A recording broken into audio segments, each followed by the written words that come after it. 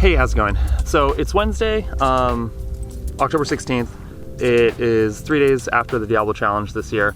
About 2 months ago, I was able to do some good training in the mid to late summer months and went out to Diablo for a training ride and, wanted to see how I was feeling. I went pretty hard up it. I wasn't sure exactly how I was gonna feel because I hadn't been doing really long, hard, sustained efforts like that in training, or at least not very hard ones that were near maximal efforts.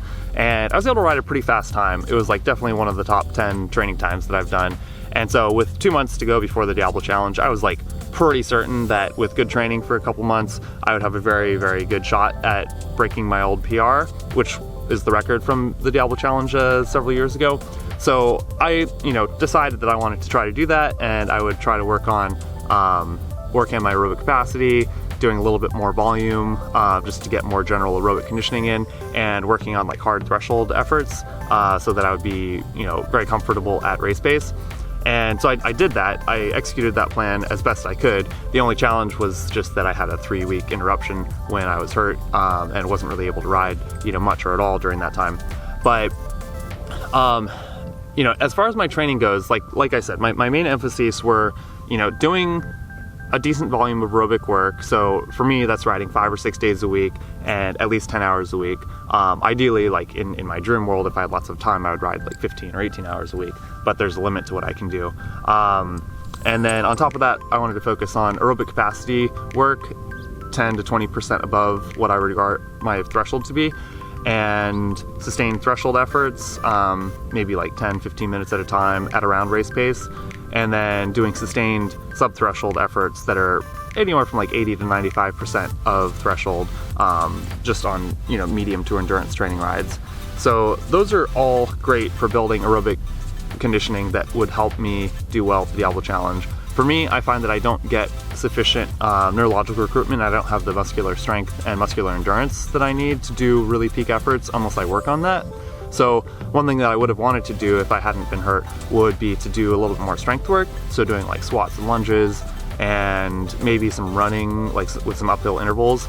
And on top of that, I would definitely have done a little bit more leg strength work. So, a little bit of big gear work, but mostly I really like doing hard seated accelerations at 500 or 600 watts.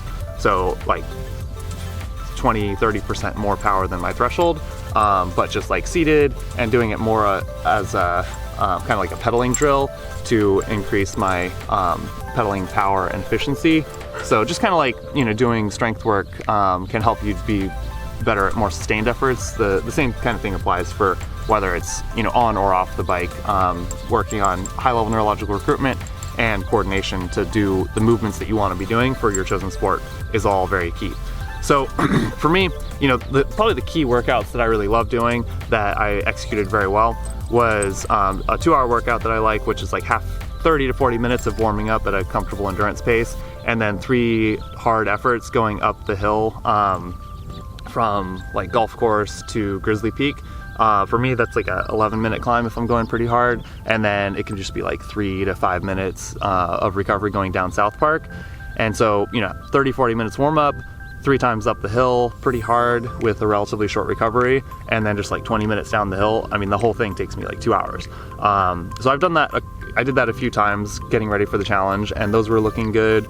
I was able to set a KOM on that segment.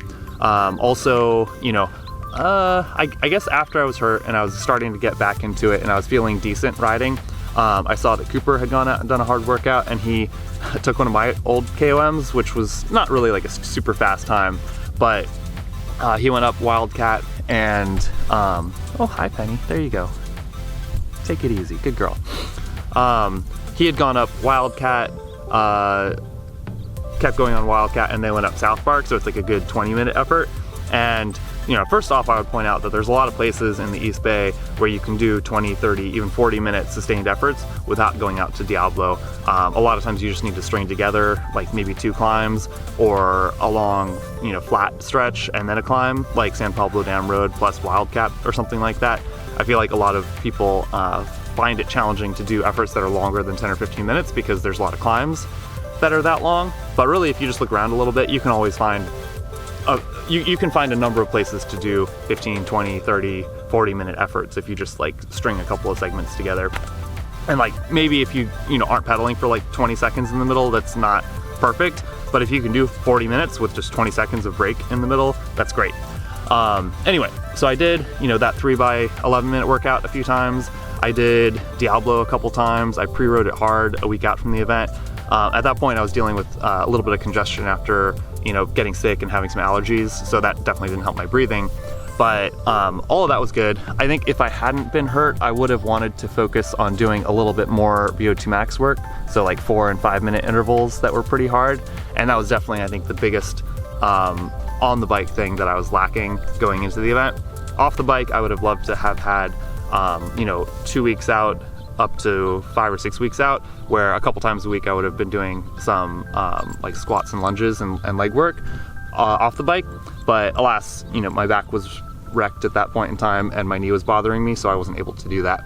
But I think if I had had that runway and had consistent training for that whole last 2 months, my training time going up Diablo 2 months out was excellent. It wasn't like totally peak, but it was really good for the level of training that I was doing. So with a 2 month runway, I was like pretty certain I would have a 90+% chance of breaking my old PR. So I'll probably maybe try to do that in the future. I just have to decide when and how to approach that, because at this moment in time in mid-October, it's not probably the best time to like train for the next month or two in order to do that, because a month or two from now it'll be like raining and cold and not great training time. But anyway, those are just some thoughts on like the training that I did, the training that I wanted to do, and what in this case could have empowered me to hopefully set a PR. But in this case, given the fact that I had that big interruption where basically from 5 weeks out to 2 weeks out, it was like garbage training. The last 2 weeks, doing just a couple of long rides, a couple of hard threshold workouts. Thank you, Penny, thank you. You wanna use it as a pillow? Okay, good girl, good girl, good girl.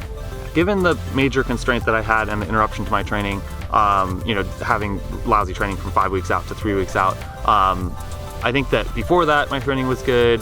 And the last 2 weeks of runway that I had, where I did a couple of longer rides, I guess I did 3 kind of long rides, and I did some like sustained efforts that were pretty high quality, and overall the balance I think was very good.